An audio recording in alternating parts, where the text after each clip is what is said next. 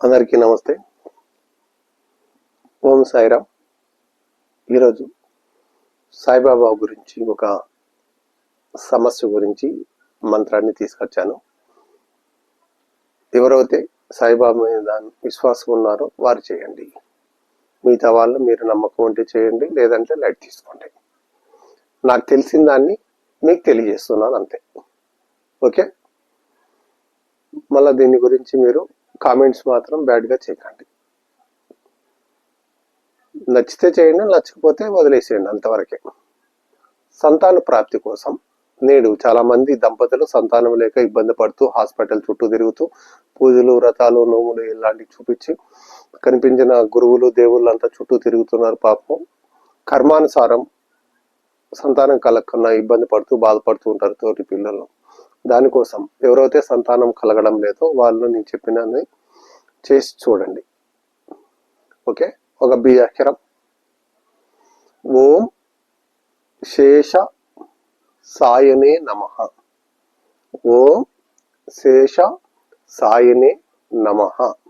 ఓం శేష సాయనే నమః. దీనిని 108 సార్లు రాయాలి, జపించాలి. 108 సార్లు రాయాలి మరియు జపించాలి. 51 రోజులు చేయాలి, 51 డేస్ చేయాలి. సాయిబాబాను ఆవు పాలతో అభిషేకించాలి. రోజు సాయిబాబాను ఆవు పాలతో అభిషేకించాలి. ఆ ఆవు పాలను తీర్థంగా దంపతులు స్వీకరించాలి.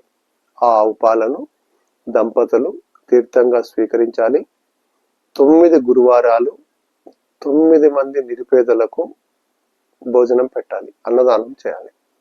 కనీసం మీ ఇష్టం ఎంతమందికైనా చేయొచ్చు, కనీసం 9 మంది అయినా ఉండాలి. ఇది 9 గురువారాలు మీరు అన్నదానం చేయండి. వాళ్ళు బ్లెస్సింగ్స్ లభిస్తాయి. ఏమంటారు, ఎవరన్నా భార్య పిల్లలు సంతానం అందరూ కూడా చల్లగా ఉండాలి, ఇలా మంచి బ్లెస్సింగ్స్ లభిస్తాయి. ఓకే, ఇది చేసి లాభం పొందండి. మళ్ళీ ఒకసారి రిపీట్ చేస్తాను.